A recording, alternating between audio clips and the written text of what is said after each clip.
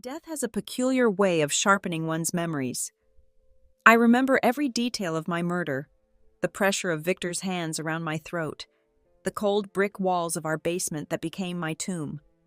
What followed was a masterpiece of deception. My husband orchestrated my replacement, transforming his mistress through carefully planned surgeries until she became my mirror image. Together, they lived in my home, spent my money, and wore my life like an ill-fitting costume. But it was their treatment of my parents that truly revealed their monstrosity. For 3 years, I watched helplessly as my father's preventable car accident became a death sentence.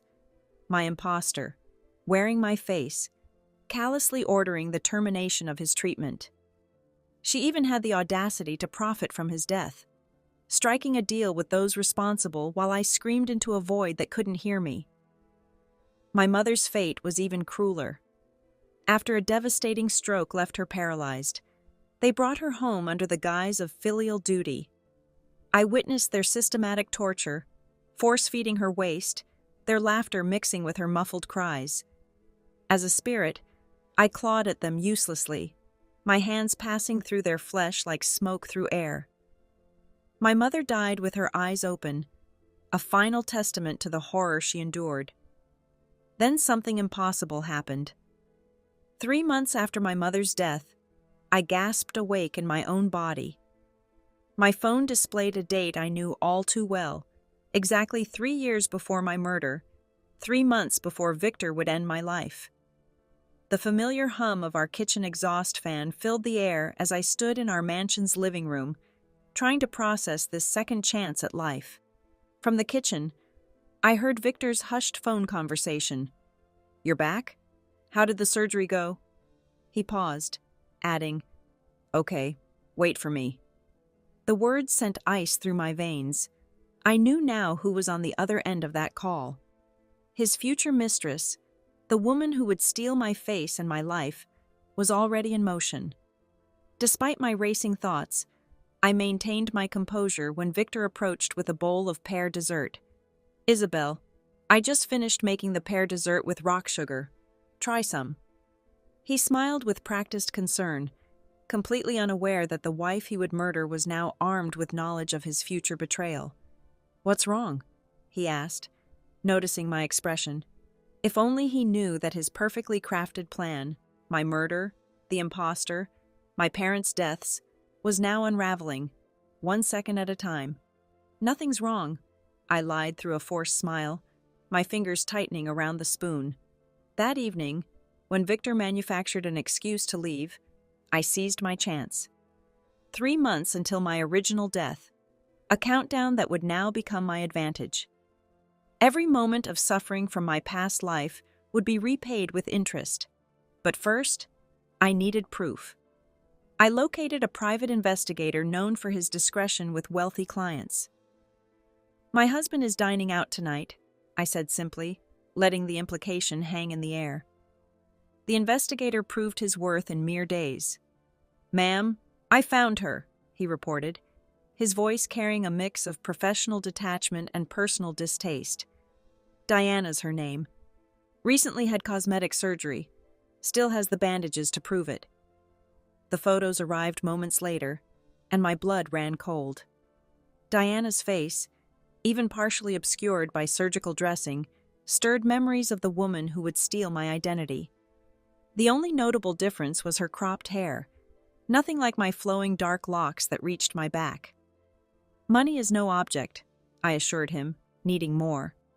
"Cases like these," he offered sympathetically, "best to handle them quickly.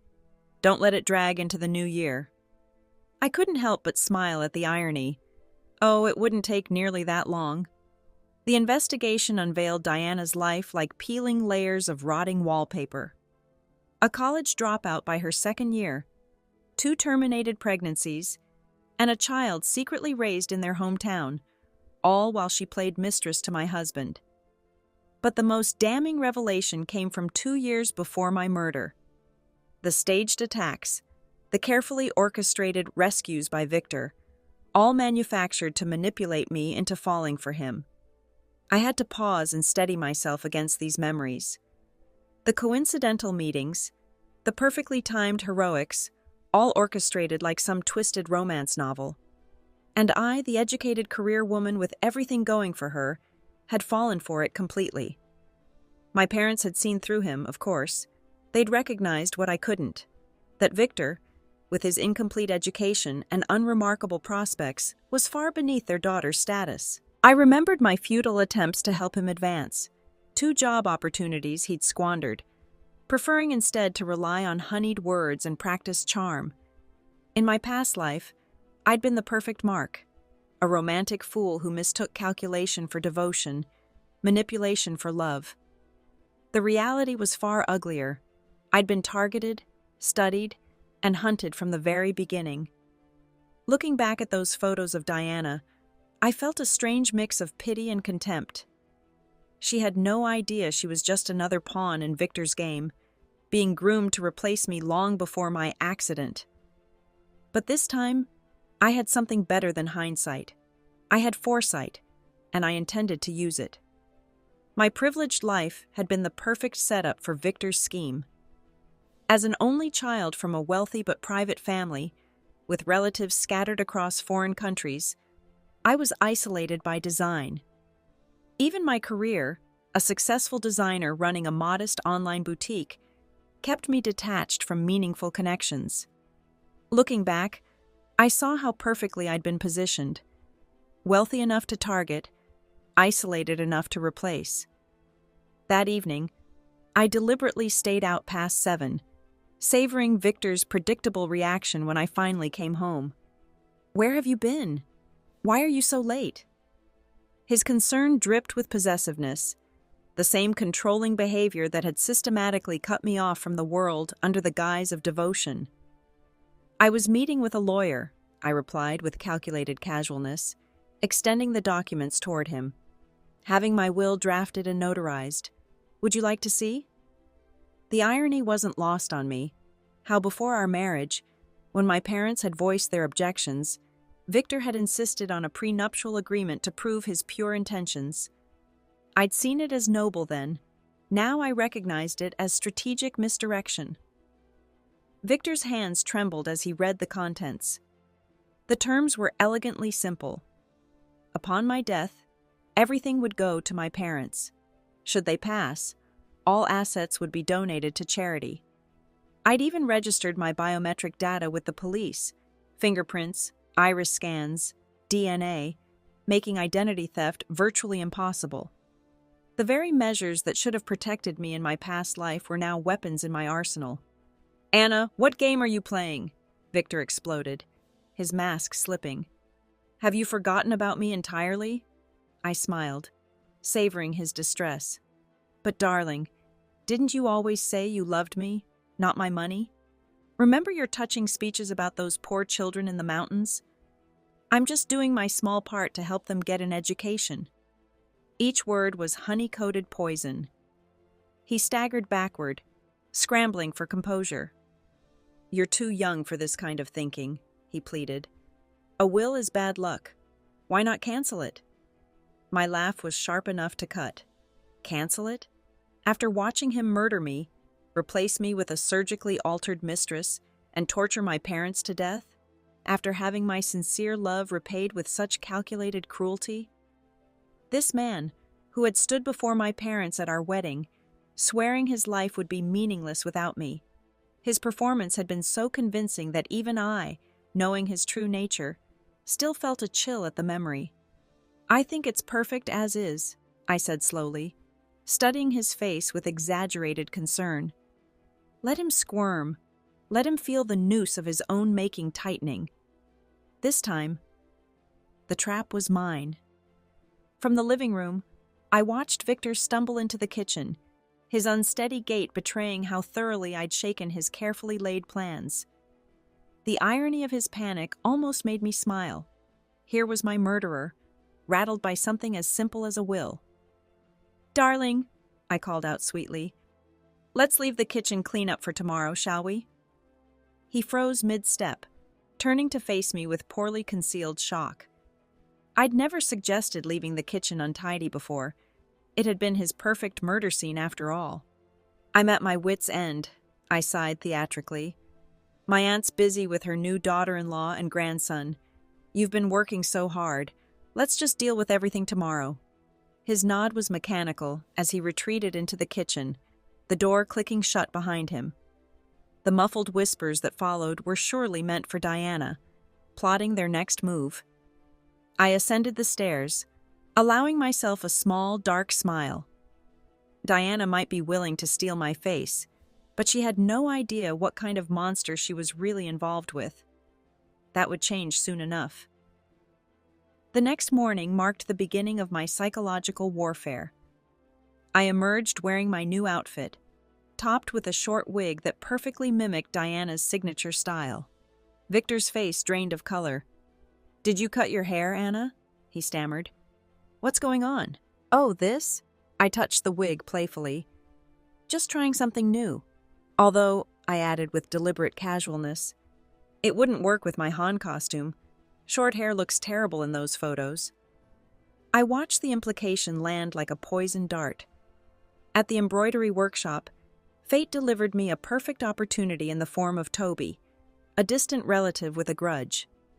When his cigarette incident scattered threads across the floor, I seized my chance, channeling the cruel persona I'd watched Diana perform while wearing my face. "Seriously, Toby?" I snapped, shoving money at him. "People like you don't deserve to work here. Get out."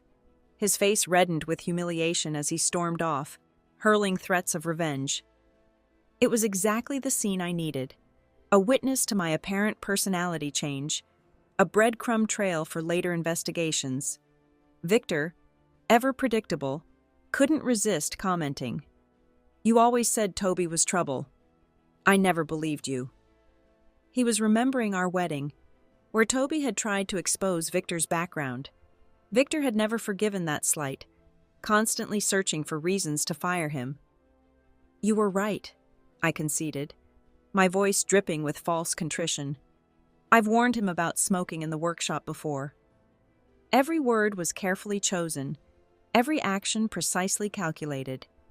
Like a master weaver at her loom, I was creating a tapestry of evidence, one that would eventually reveal the truth about my murder, even if I couldn't prevent it this time. "What if he sets the whole place ablaze with his carelessness?" I muttered, playing my role to perfection. Later that evening, as I sat in my study pretending to read, my phone lit up with Toby's call. "Sis, I've finished the job," he reported. "Are you heading somewhere to cool off?" "Yes," I replied smoothly. "Call if anything comes up." I deleted the call log with practiced efficiency, locked the phone away, and waited. Right on cue, Victor appeared in my doorway 5 minutes later. "Anna, I need to step out," he announced, already reaching for his coat. I painted concern across my face. "At this hour? Is it urgent?" He offered no explanation, just vanished into the night. I savored the moment, imagining his panic. "Running to Diana's rescue already?" I whispered to the empty room. The truth was, there had been no job for Toby to complete. My performance at the workshop, the public humiliation, the cruel dismissal, had been carefully choreographed theater. Now Toby, seeking revenge against me, would target the woman he thought was me. Diana. Victor's investment in her surgical transformation would be destroyed in a moment of misguided vengeance. The legal implications were beautifully simple. If Diana reported the attack, Toby would claim mistaken identity, a minor offense that would cost him a couple of years at most. I'd already arranged his compensation. Sometimes justice wears strange masks. Settling back in my chair, I let memories of my past life surface. Diana had always been there, a shadow at the edges of my happiness, while I played the role of the naive wife too blind to see the darkness surrounding her. But I was no longer that woman. My skills as a designer, my mastery of detail and precision, these would now serve a different purpose. The listening device in Victor's jacket pocket, another of Toby's contributions, crackled to life. Yes, it was illegal, but so was murder. Victor's voice came through, sharp with rage. Didn't I tell you to stay inside and recover? To go back to the countryside? Why can't you follow simple instructions? Now look what's happened." Something crashed in the background. Diana's voice rose, raw with fury and pain. History repeats itself. Whether ancient or modern, men like Victor never change. His sudden affection toward Diana was just another performance in his endless repertoire of manipulation. I seized my moment when he rushed to Diana's side, quietly changing the house security codes behind him. The call came exactly as I predicted. "Anna, the password isn't working. Why did you change it?" His voice held that familiar mixture of command and false concern. "Anna, it's freezing out here. Open the door." The pleas that followed was strained, barely masking his growing rage. "What were you doing out so late?" I asked innocently, remembering a similar night early in our marriage. Back then, one simple question had triggered days of silent treatment from him. He'd worn his arrogance like armor then, secure in my devotion. How things had changed. "A townsman just arrived," he improvised, his lie as transparent as glass. "I was helping them settle in." "Oh?" I let the silence stretch uncomfortably. "Take them to your place, then." The words hung between us like icicles. Let him stand there, caught between Diana's fury and my locked door, his carefully constructed world crumbling around him. "Anna, stop playing games," he tried again, desperation creeping into his voice. I couldn't help but laugh. "Respect your townspeople? Please. I never took them seriously, just like I never really took you seriously." His response was predictable. "Write 1,000-word self-criticism, or I'm sleeping on the street." I ended the call, blocked his number, and treated myself to a long, luxurious shower before sliding between silk sheets. The spring sun woke me at 9 the next morning, and I checked the security footage with my coffee. There was Victor, his composure cracking as his knocks turned to threats, finally skulking away after 30 minutes of futility. The paparazzi's report arrived shortly after.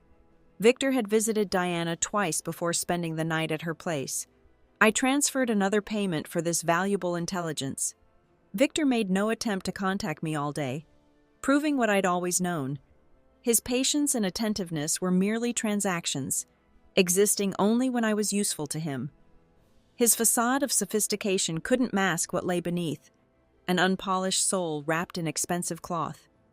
Victor was like a rough stone trying to pass as a diamond, demanding that others dim their light to make his seem brighter. The irony wasn't lost on me.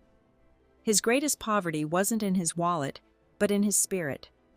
That day, I chose radiance over shadows. The Hanfu photoshoot was my silent rebellion, each click of the camera capturing not just images, but my liberation. The male model and I created art among cherry blossoms, while my phone buzzed with Victor's predictable reaction to my online post. "Where are you?" The words hung unanswered in our chat, like autumn leaves waiting to fall. The confrontation was inevitable. He ambushed me at the community gate, his presence as subtle as a storm cloud. "Anna, what game are you playing?" The question dripped with entitled anger. I glided past him, head held high, my silence speaking volumes. He pursued me like a shadow I couldn't shake, all the way to my doorstep. Standing on the elevated entrance, I finally looked down at him, physically and metaphorically. The power dynamic had shifted, and we both knew it. "Have you finished taking care of your hometown affairs?" My words were silk-wrapped steel. "You've changed, Anna," he accused, wielding his past heroics like a shield. "Remember who saved you from those thugs at the wedding?" I descended one step, just close enough to adjust his jacket with glacial precision. "Victor, don't mistake gratitude for devotion. That debt was paid long ago." "I see right through you," I continued, each word precisely chosen. "And what I see, I've grown to despise. Please don't give me more reasons to look down on you than I already have." He recoiled as if struck, color draining from his face. "You think this act of superiority suits you?"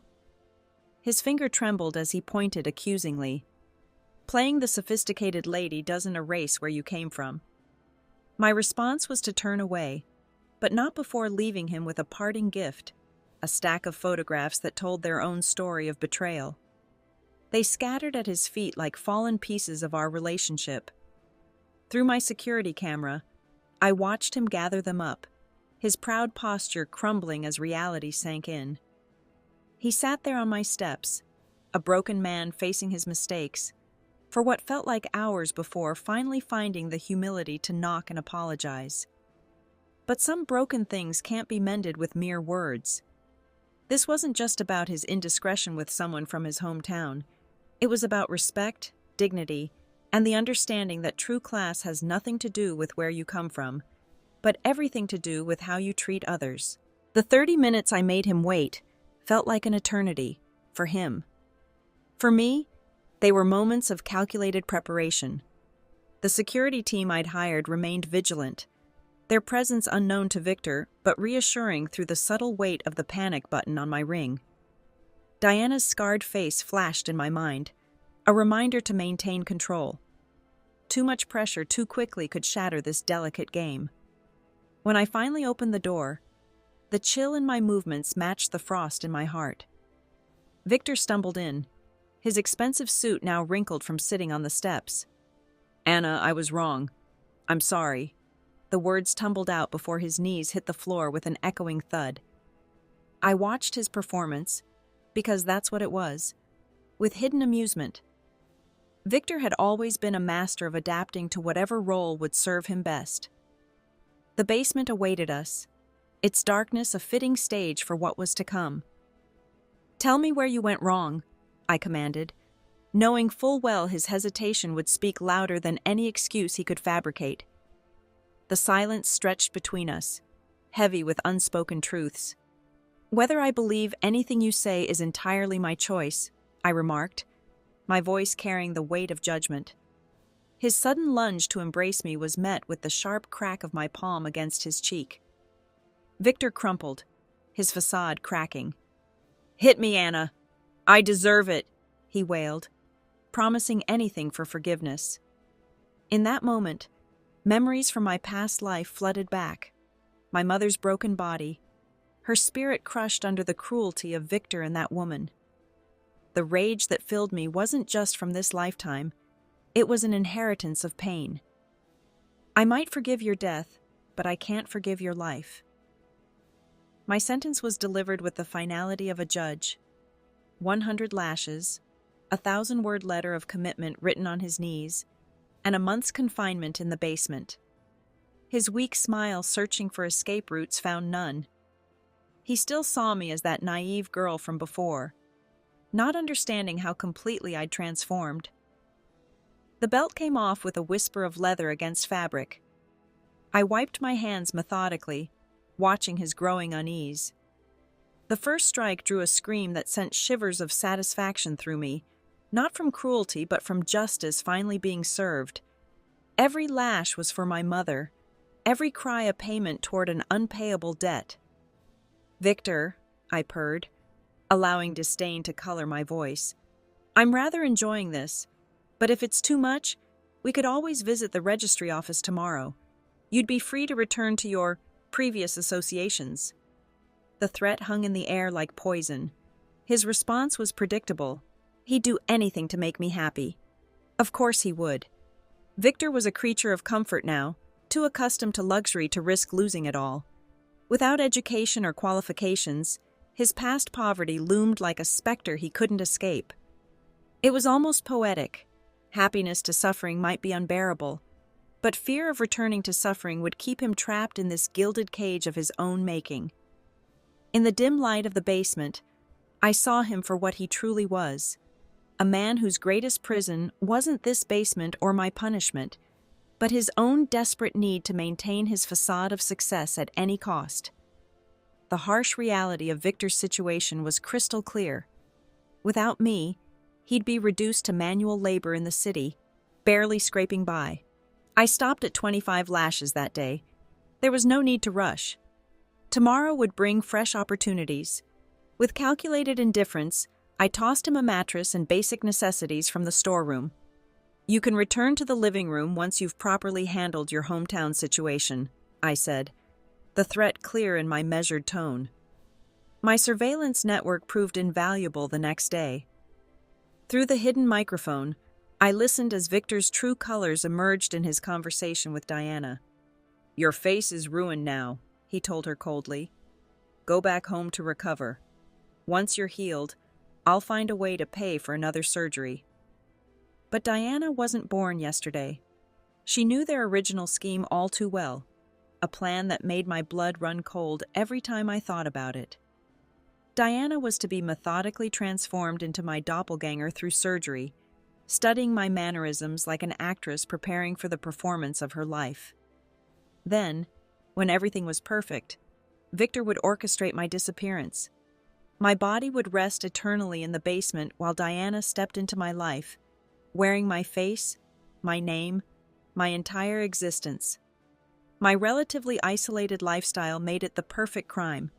Who would question slight changes in personality from someone who rarely socialized? But now, with Diana's face destroyed, their carefully constructed plan lay in ruins. Victor's solution was simple. Send her back to the countryside. Abandon her. But Diana saw through his cowardly retreat. Her threat hung in the air like a sword. If he betrayed her, she would come for me, regardless of consequences. Their argument yesterday had forced Victor to bottle up his rage toward me. Today he unleashed that fury on the already disfigured Diana, beating her until fresh bruises bloomed across her ruined face. She had outlived her usefulness to him, becoming nothing more than a convenient target for his frustration. That evening, I channeled my own dark satisfaction into Victor's punishment. When he dared to ask if he could return home to sleep, his voice carrying a hint of his old authority, I almost laughed. "Have you properly dealt with your hometown situation?" I asked instead, watching his face darken. "Anna, she's the one who won't let go," he protested, desperation creeping into his voice. "There was never anything between us. I just helped her initially out of obligation to a fellow villager. Then by all means, continue helping your countrywoman." I cut him off, deliberately dropping the belt and walking away, leaving him to stew in his choices. The next 2 weeks became Victor's personal hell. Every memory of my mother fueled new reasons for punishment. He learned quickly: either cooperate with the beatings or face divorce. The threat was far from empty. My assets were all premarital, and his infidelity alone would leave him penniless. The man who had once plotted my murder now danced to my tune, trapped by his own greed and desperation. In the dim basement light, watching him flinch at my every movement, I realized that physical pain was just the beginning of his punishment. The real torture was psychological: the slow destruction of his dignity, the gradual erosion of his control, the constant fear of losing everything he'd schemed so hard to obtain. From my perch at the top of the basement stairs, I watched the transformation of a man who once demanded reverence. "Without me, you're nothing. Just a worthless pauper," I declared, each word a carefully aimed arrow. Victor had endured the physical beatings, but the prospect of social death through divorce terrified him more than any lash could. How things had changed. Once he'd wielded love like a weapon, using it to slowly suffocate my independence while I foolishly compromised to preserve our marriage. Now fear flickered in his eyes when he looked at me. I seized his collar, pulling him close enough to feel his rapid breathing. "Everything you possess exists because of me," I whispered, my voice dripping with venom. "Without me, you're lower than a dog. Choose carefully: a decent life, or back to the pigsty you crawled from."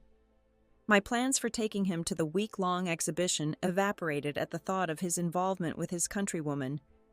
When he attempted to embrace me, seizing what he thought was an opportunity, I shoved him away with disgust. "Are you really going to try forcing yourself on me now?" My voice carried deadly warning. "Remember, marriage doesn't negate rape. One call to the police, and it's over."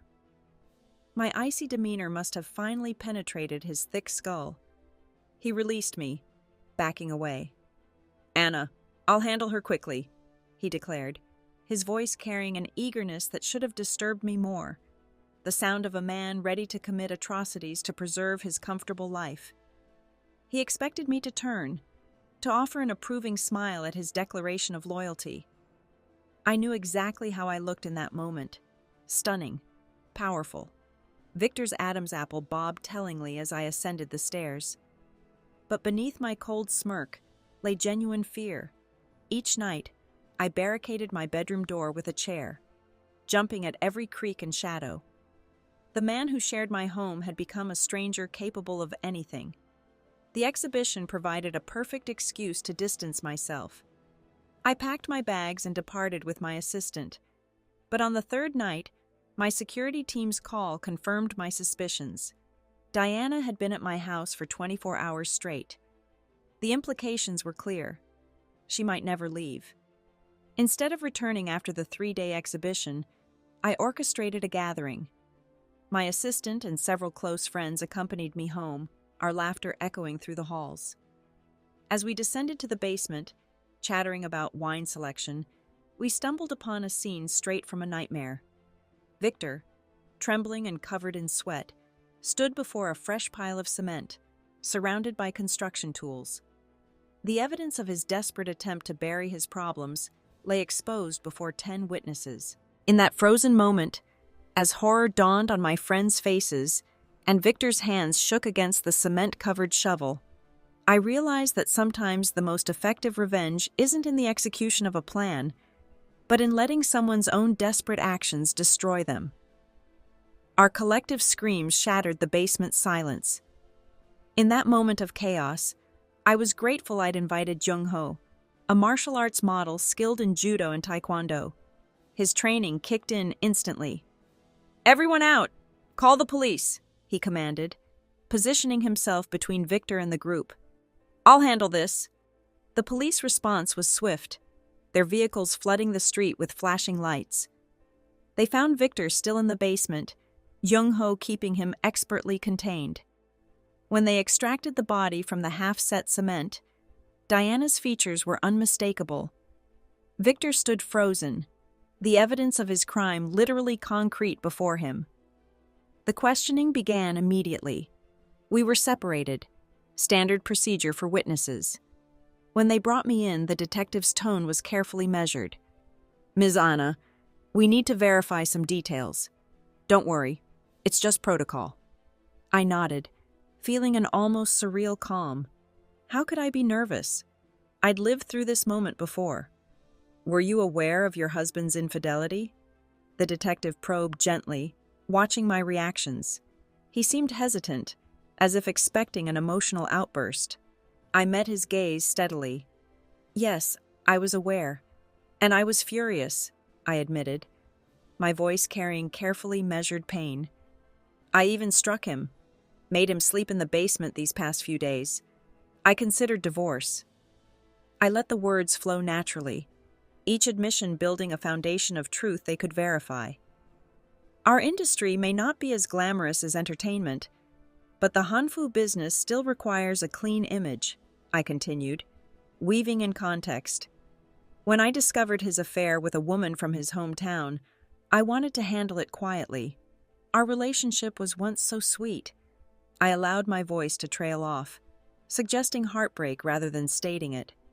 "You seem very forthright about this, Ms. Anna," the detective noted, studying me. I offered a weary smile.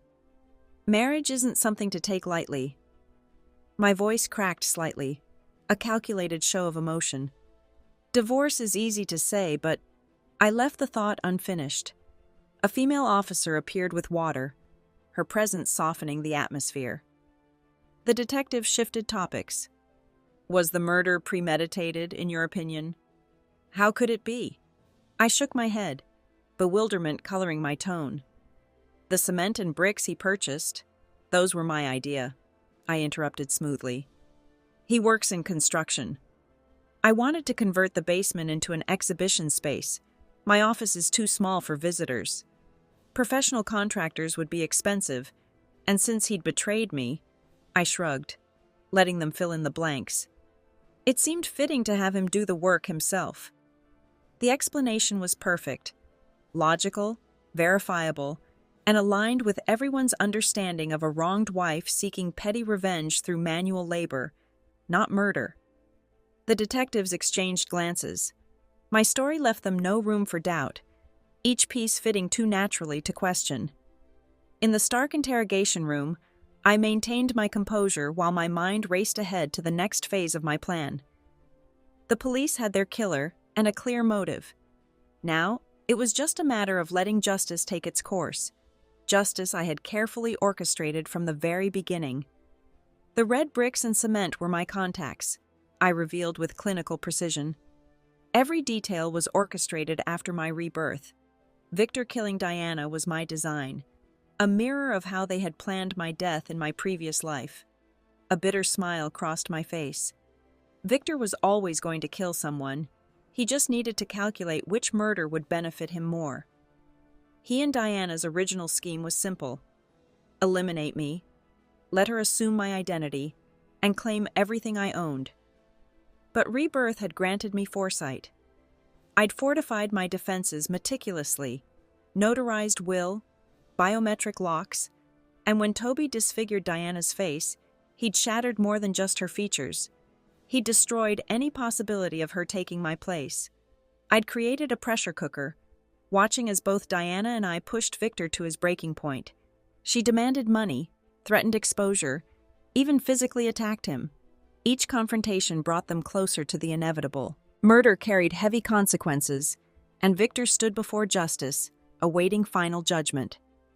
The dramatic scene at the police station unfolded like a twisted theater piece, his mother bursting in with a child in her arms, tears streaming down her face as she proclaimed his innocence. Her accusations against me rang hollow, but her revelations proved devastating. The child in her arms, Victor and Diana's offspring, became the key that unlocked a treasure trove of truth. In her desperate attempt to save her son, Mrs. Martha revealed everything: the hometown wedding ceremony, the bigamy, the elaborate plot to replace me. Each word from her mouth drove another nail into Victor's coffin, leaving even veteran officers stunned by the depth of their depravity. Justice cast its net wide. Mrs. Martha faced charges for her role in the murder conspiracy. The innocent child, a victim of their schemes, found refuge in an orphanage. Victor's fate was sealed with a death sentence. His final request to see me felt like a formality, one last act in our tragic play. Through the prison glass, his desperate question hung between us.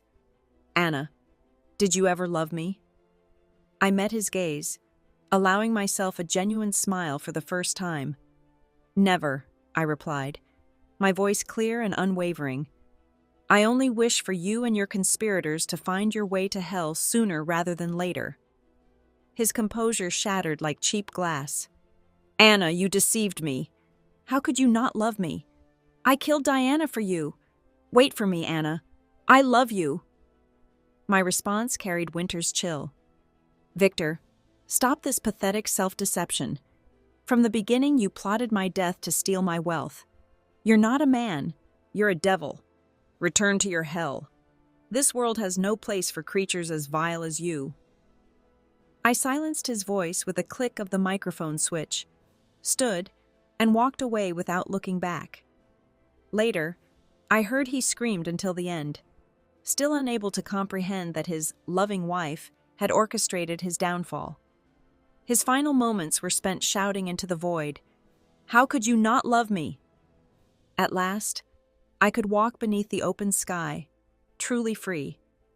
The weight of 2 lifetimes of pain lifted from my shoulders, replaced by the lightness of justice served. The sun felt warmer somehow, as if acknowledging that one more devil had been cast back to hell.